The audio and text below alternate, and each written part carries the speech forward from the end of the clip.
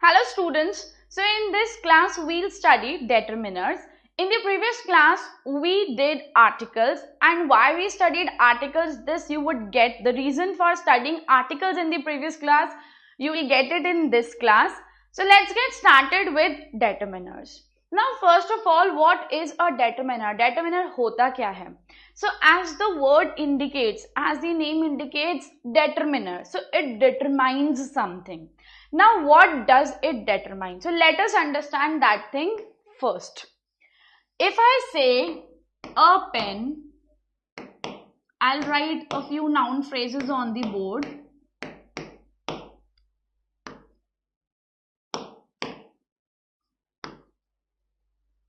Okay, so I have written these phrases on the board. Now first of all, let me tell you the definition of determiner. A determiner is something that comes before a noun and tells us whether the noun is used for a general purpose or a specific purpose.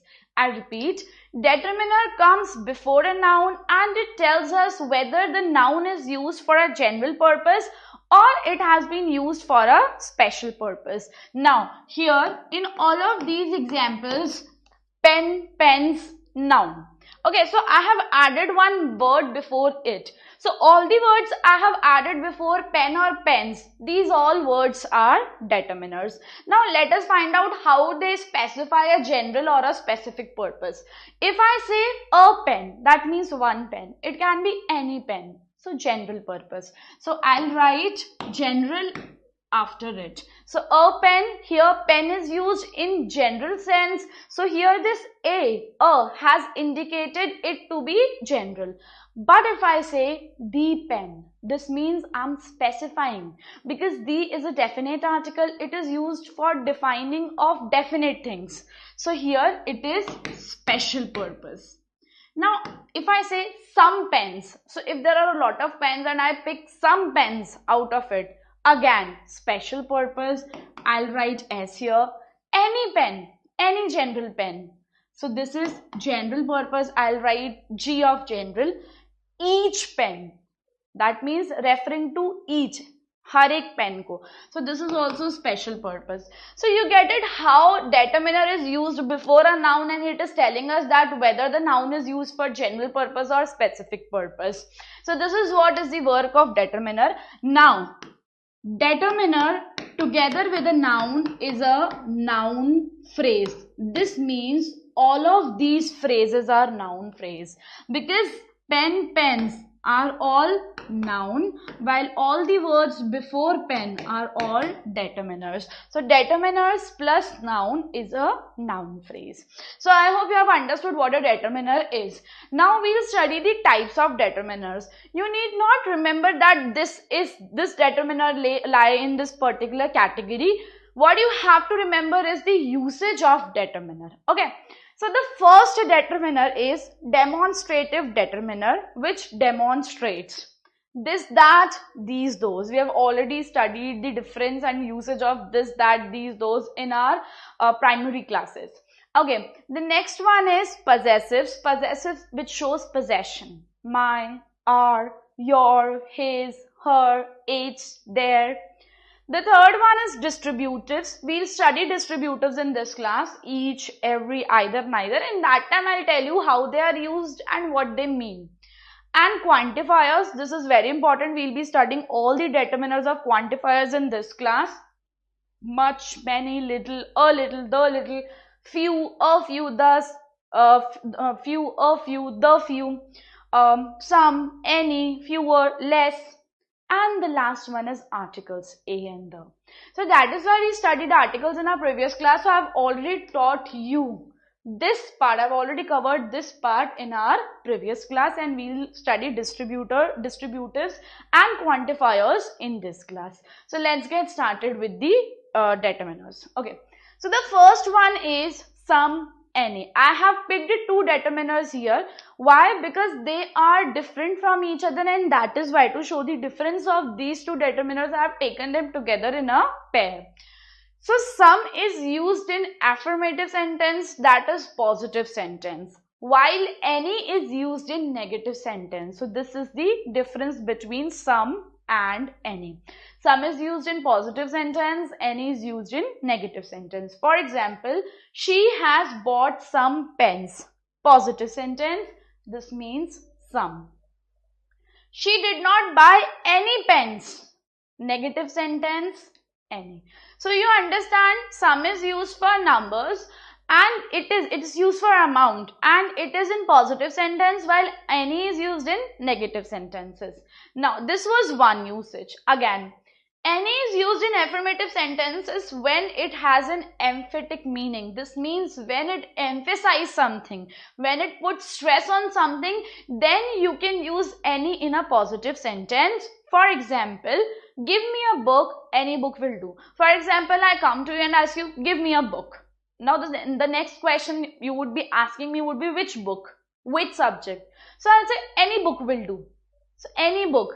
The emphasis on book, not which or what. So the emphatic meaning of any is used here. What matters is a book. Now which book, it doesn't matter. One more example. She'll pay any price she's asked for that dress. Any price she's asked for that dress. So she's ready to pay whatever price is asked for that dress. Any price. So here any is used for emphasis, to put emphasis on a particular situation where she is ready to pay any price she's asked for that dress. So you understand how any is used in a positive sentence only when it emphasizes something. Now, some and any, apart from being in positive and negative sentences, they are used in interrogative sentence as well. Interrogative sentences means sentences which has a question mark, in which a question is asked. Now, what is the difference? When some is used in an interrogative sentence, that is considered a polite request. I repeat, when some is used in a positive sentence, that is considered a polite request. While when any is used in an interrogative sentence, it's not at all a polite request. Rather, it is a general question. That's it. Okay. Will you give me some sugar? Now, this is a sentence with a question mark. That is an interrogative sentence, and in this, it makes sense as polite request. So, if I ask, will you give me some sugar? This means I'm making a request. But if I say, did she buy any books, or do you have any sugar? This means this is a general question. This is not at all a polite request. So I hope you have understood how some and many are different from each other. I'll repeat, some is used in positive sentences while any is used in negative sentences. Some is used in positive sentence, some is used in interrogative sentences as polite request, while any is used in interrogative sentence as general question.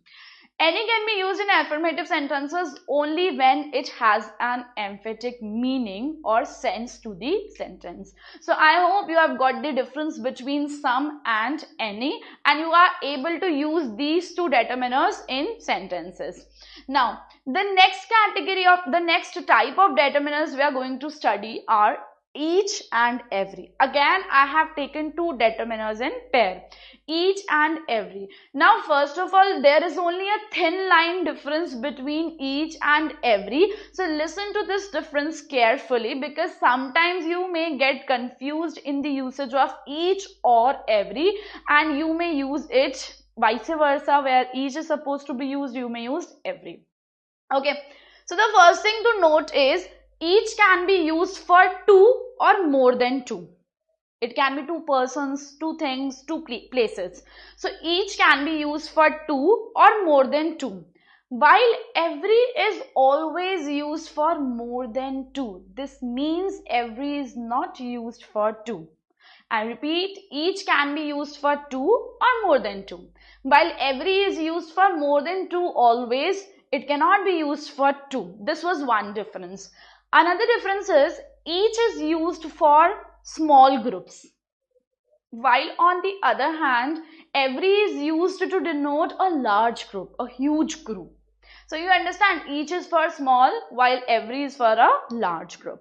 Now the meaning of both the words, both the determiners are same. Each and every means individual, हर एक को refer करना, referring to everyone, referring to each one, referring to every single person, thing or place.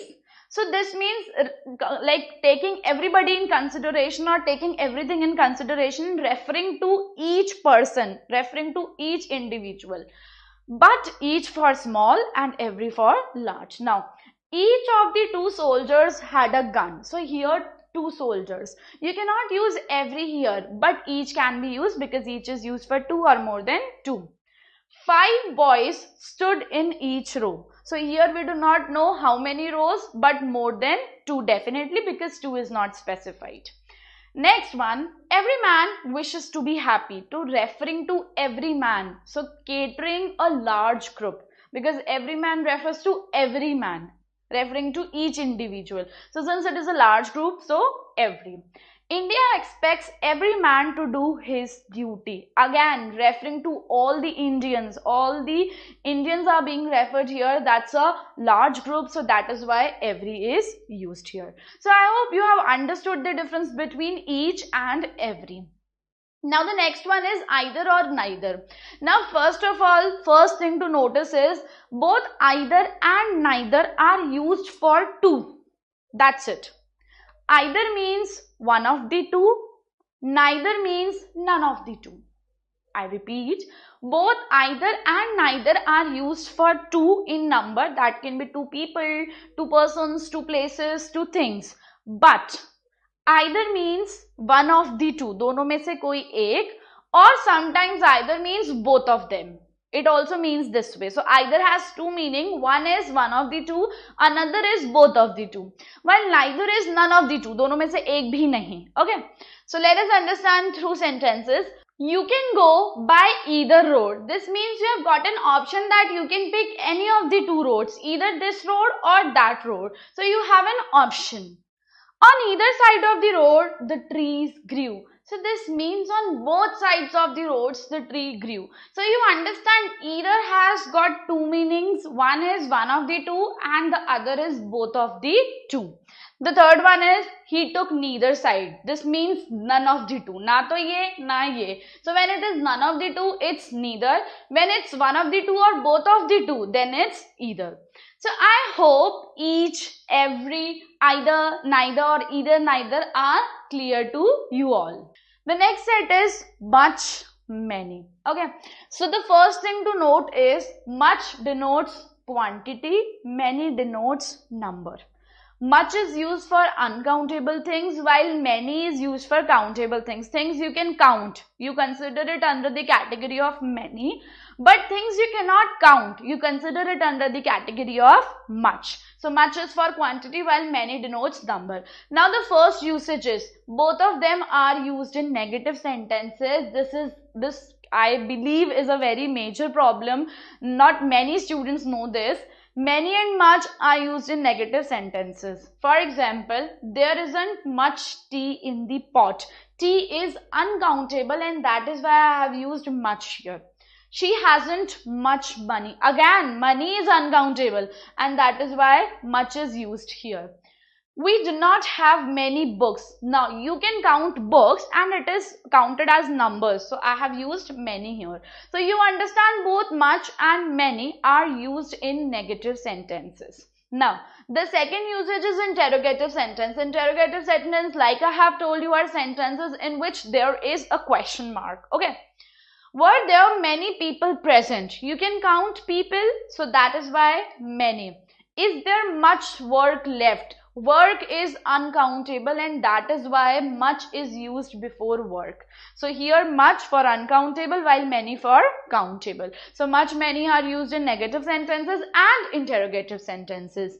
Now there is a part where you can use much and many in positive sentences and it is here. You can use much and many after so, as, to and few. So after these words, you can use much and many in a positive sentence. For example, take as much as you want. So here after this as, I have used much and this sentence is a positive sentence, is an affirmative sentence. So you can use much and many in affirmative sentence when you have so, as, to and few. Do not eat too many sweets after 2. So you get it how much and many are used in affirmative sentences when we have words like this. Now, if we have a sentence in which much and many are used as determiner and are used in a positive sentence without these words are present, without the presence of these words, then you have to change much and many in a negative sentence, or you have to substitute much and many. For example, there are many books in the library. Now this sentence is a positive sentence and I have used many books. So if you find a sentence like this, if you come across a sentence like this, then you are supposed to substitute this many with some other determiner. Now the words or the determiners that can be used in place of much and many are a great number of, lots of, a lot of. You can use these ones in place of many, while a great deal of, a good deal of, plenty of, you can use these phrases in place of much.